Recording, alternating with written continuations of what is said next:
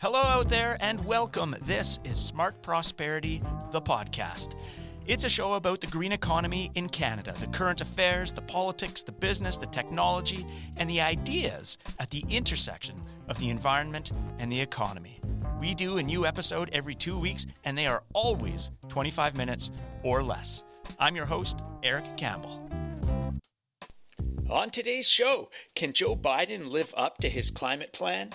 We mark the inauguration of the 46th President of the United States with a panel of 3 U.S. climate policy insiders, Anna Unruh-Cohen, Tim Profeta, and Joe Kruger, who talk about the path ahead for the U.S. and climate change.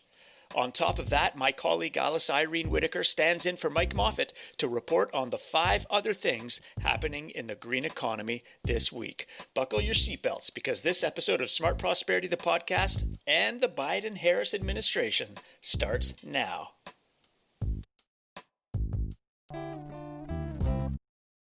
Invest $1.7 trillion in securing our future so that by 2050, the United States will be 100% clean energy economy with net zero emissions.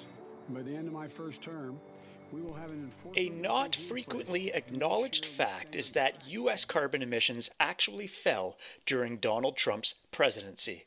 So now imagine what the U.S. can do when their federal government actually tries. And try it will. The Joe Biden-Kamala Harris administration enters office on the back of what has been described as the most ambitious climate agenda ever, anywhere. By the numbers, it's in the trillions of dollars, and the policy menu includes all the bells and whistles. But my next guests warn that campaign promises don't necessarily match up with action once elected, especially on tricky, all-encompassing issues like climate change that require all branches of the U.S. government working together in order to be effective. So, what can we expect for U.S. leadership on climate change under Joe Biden and Kamala Harris, and what gets done in the first year in office? To help us wrap our heads around that, I'm extremely excited to welcome 3 U.S. policy insiders, the kind of people I don't get to speak to every day. Let me introduce them. Anna Unruh-Cohen is the staff director of the U.S. House Select Committee on the Climate Crisis. This is a special congressional committee appointed by the Speaker of the House of Representatives, Nancy Pelosi, in 2019 to deliver ambitious climate policy recommendations to Congress.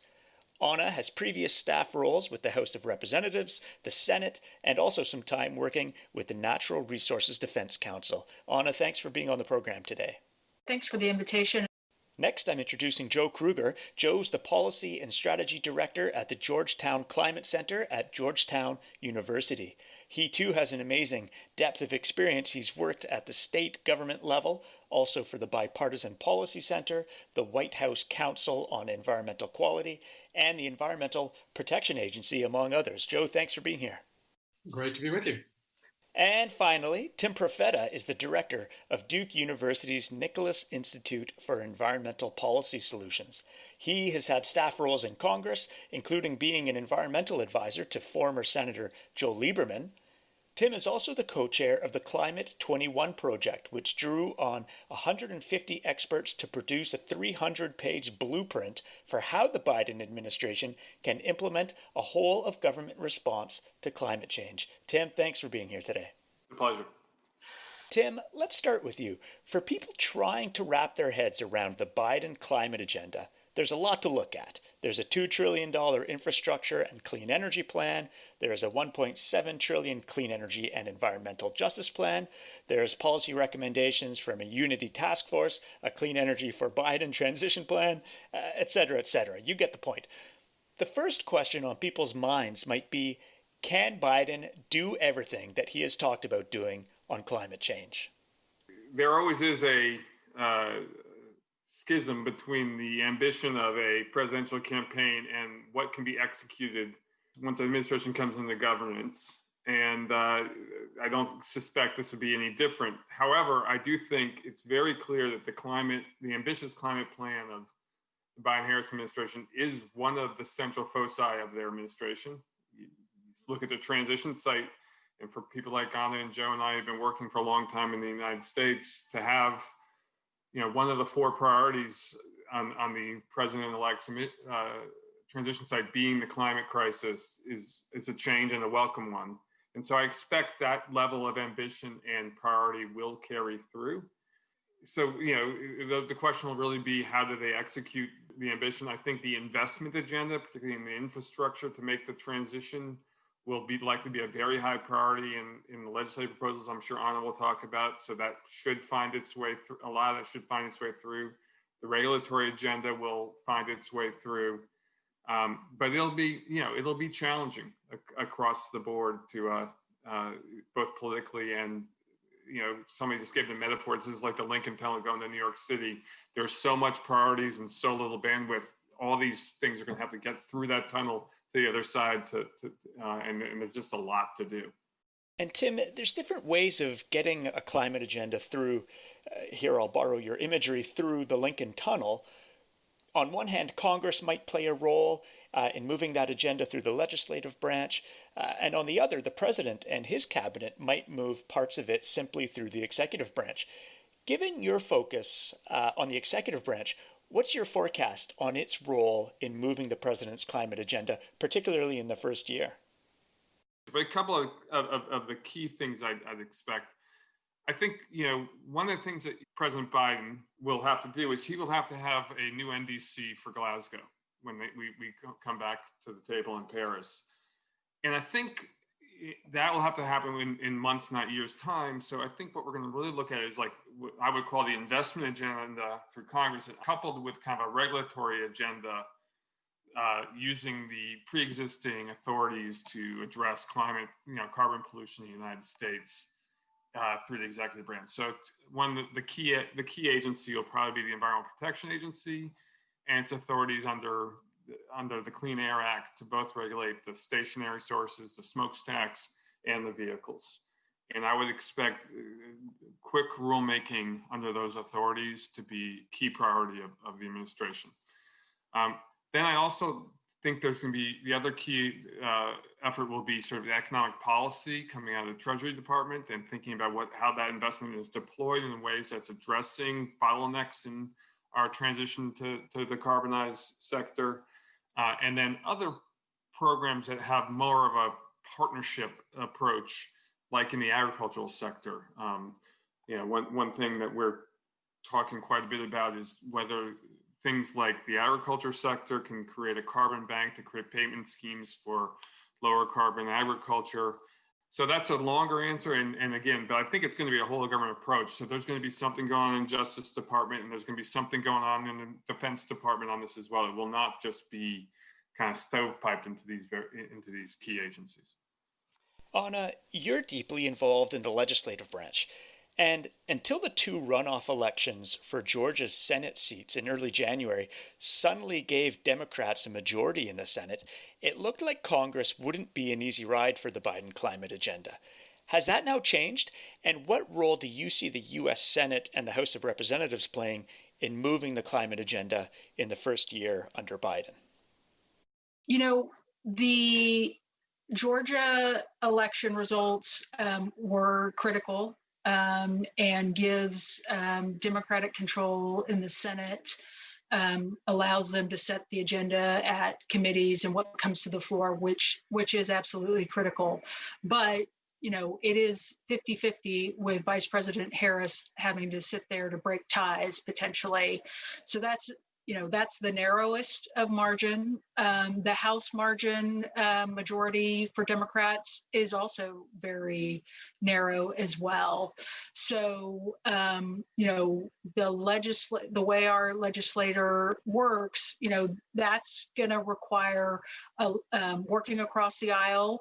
Or in the case of the House, putting things together that has the full support of the range of the Democratic caucus, which is broad. But that said, I think Congress will be looking to work in a complementary fashion with the executive branch and working very closely with the Biden-Harris administration. So the things that they're able to do on the regulatory side under their existing authority, we can hopefully be moving things in Congress that complements that supports that invests in some of those programs, that provides financial incentives. So I think, at the start of the Obama administration, there was a big legislative push that I was around for as well. And then we kind of switched to the executive branch. And I think that's not going to be the case. Right out of the gate, you'll see the Biden administration working closely with Congress. Anna, what's the most important piece of the climate agenda that you see Congress helping advance in 2021? In particular, on what needs to be done to help decarbonize the electricity sector by 2035. That was, a major campaign promise. How does Congress help with that decarbonizing electricity agenda? I think one of the early pieces of legislation that Congress will be working on will be an infrastructure package.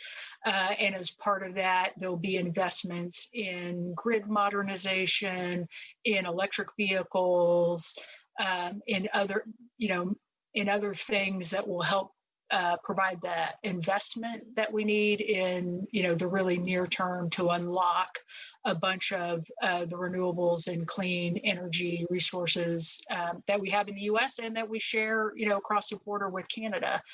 So that'll be one. And then Congress will be looking at other things they need to do, like potentially a clean energy standard and getting that in place. I mean, we have a lot of our investor-owned utilities have already made commitments, and even really some of our public sector utilities are advancing on clean energy as well. So Congress will be taking a hard look at that. So electricity, for our listeners, is the second biggest source of climate pollution in the United States, with a lot of electricity generated by burning coal and natural gas. So it's an important sector to tackle, and I'm not surprised we're focusing in on it right now. But let's jump to another topic. The biggest source of climate pollution in the US is the transportation sector, all those fossil fuels burned for personal travel and freight. This was an area of friction under Trump. Trump rolled back some higher fuel economy standards that had been established under Obama, standards, incidentally, that implicated Canada because we traditionally link our fuel economy standards with the US. And Trump even threatened court action against the state of California if it went ahead with the higher standards, which it was intending to do. So now enter Biden. Joe, I'd like to get your thoughts on this. How does the Biden administration work with states on transportation?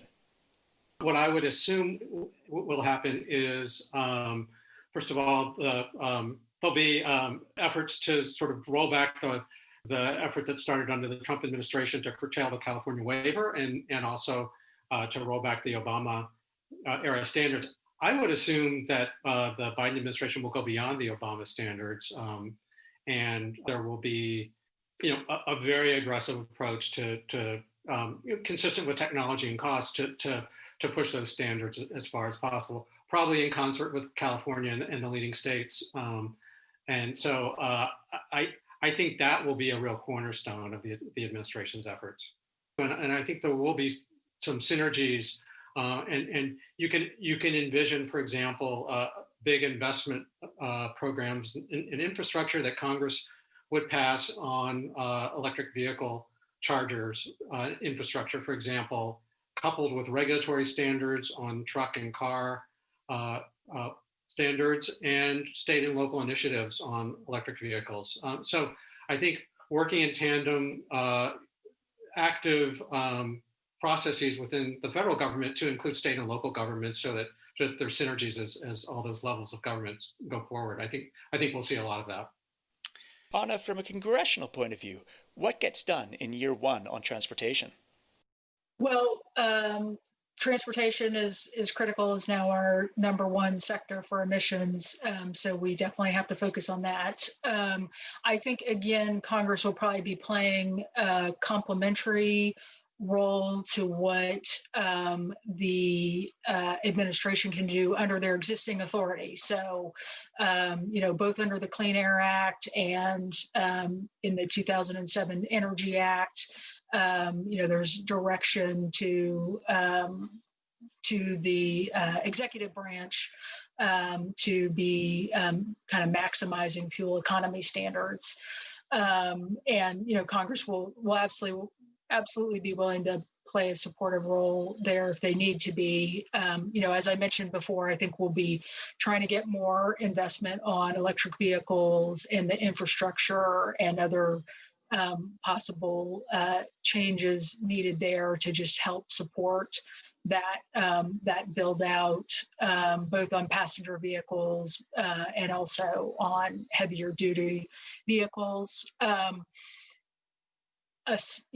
Mentioning heavy duty reminds me that, we do have a renewable fuel standard.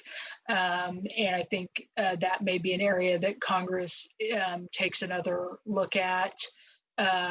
Maybe not right out of the gate, but sometime this year, especially the possibility of transitioning to a low carbon fuel standard. But I think for some of the heavier duty transportation needs, we obviously are still going to need some liquid fuels, and trying to figure out how to put those together or generate those that are lower emission will be really important. Tim, do you have anything to add? Talking about the transition in the transportation sector is, I think, a good illustration, as you heard described by my two colleagues, of how this is going to be a collaborative approach between these different areas of the U.S. government, which is states thinking about what they need to decarbonize the sector. Also, the states are thinking a lot about what they need in infrastructure investment and are pushing forward electrification. You couple that with the executive branch's ability to create standards and drive the manufacturers to regulation towards higher fuel efficiency, with then the big stimulus infrastructure package that's likely going to be coming through Congress. And you can see how the three areas need to be collaborating and supporting each other. And I think that's kind of a good snapshot of how we see climate policy and climate ambition being sort of quarterbacked by the Biden administration. They have what they have in their own tools in their own hands. They have the investment agenda they'll likely be able to get through Congress. And then they have all these great leadership partners in the states that they don't want to preempt. They want to help keep running in the directions they are. Okay, so really a collaborative approach needed between the executive branch, the legislative branch, and states to reduce emissions from transportation. Now, we only have a couple minutes left. Are there any other key parts of the climate agenda that you expect to move quickly early on in this administration?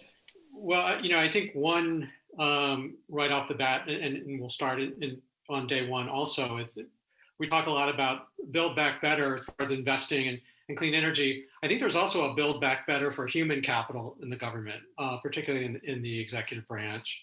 We've had 4 years of aggressive rollbacks of climate programs and environmental programs, and really demoralization of executive branch staff, the career staff who are critical. Some good staff people have left. A lot have stayed, and I think they're dedicated and raring to go. But I think the new administration will need to invest in hiring some people and building up new initiatives. So I think can't underestimate the human aspect of it. Joe, that echoes the comments of John Holdren, who was Obama's top science advisor, who suggested that Biden's most important assignment early on is to return scientists and experts to government positions. How straightforward is that process? Well, I think it's both a short-term and a longer-term process. That so far, the appointees I've seen announced from the Biden administration have been excellent. I think he's going to bring in top people. He's going to bring in experts and top scientists to the different government agencies and to the White House. And so that's encouraging, and that can happen quickly. I think it's re-energizing the expertise that's already in some of the executive branch agencies. It's not overnight that you can sort of build staff back, particularly career staff. There's a process that it takes to hire people and so forth. But I think we will see steady progress over the first year. Thanks, Joe, and thank you, Anna and Tim. We'll have to end it there for now. We heard about priorities for the Biden administration in year one related to the electricity sector, emissions from the transportation sector, and then putting experts back in charge in positions of authority. I want to remind our listeners that these are just excerpts from a full webinar conversation that happened in the days prior to inauguration. And if you want to hear more from our U.S. insider panelists, including on other topics like the likelihood of a carbon price and carbon border adjustments under a Biden administration, you can link to the full webinar from this episode's webpage at podcast.smartprosperity.ca. Thanks again to our panelists. They were Tim Profeta, Director of the Nicholas Institute at Duke University, Anna Unruh-Cohen, Staff Director of the U.S. House Select Committee on the Climate Crisis, and Joe Kruger, Policy and Strategy Director at the Georgetown Climate Center.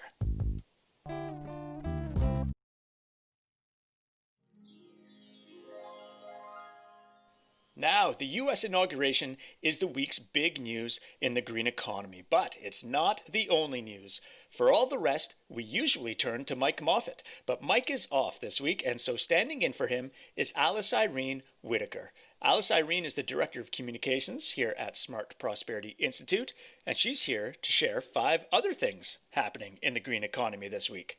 Alice Irene, over to you. Thanks, Eric. Here are the 5 things I'm watching in the green economy this week. Number 1, General Motors is the latest major car manufacturer to commit to building electric vehicles in Canada. The new deal will see the car manufacturer invest $1 billion to upgrade its plant in Ingersoll, Ontario, in order to start manufacturing electric delivery vans as early as November. The investment creates hundreds of jobs. The GM announcement follows similar Canadian investments announced last year by Ford and Fiat Chrysler. Number 2, the year 2020 has tied with 2016 as the world's hottest year on record, according to the European Union's Copernicus Climate Change Service, making the last decade by far the hottest decade on record. Number 3, natural disasters caused $210 billion of damage in 2020, according to German insurer Munich Re. The catastrophic damage in 2020 marks an increase from the $166 billion in the previous year and corresponds with some of the hottest years on record. Number 4, Canadian electric vehicle producer Lion Electric struck a major deal with Amazon. The multinational company will buy 15% of the Quebec-based company and will purchase up to 500 all-electric delivery trucks per year until 2030. Number 5, the Canada Infrastructure Bank signed a Memorandum of Understanding for Oneida Energy Storage Project, a joint venture between Enerstor and 6 nations of the Grand River Development Corporation. The proposed project includes development of a 250 megawatt energy storage facility in southwestern Ontario, the largest of its kind in Canada. I'm Alice Irene Whitaker at Smart Prosperity Institute, and those are the 5 things I'm watching in the green economy this week.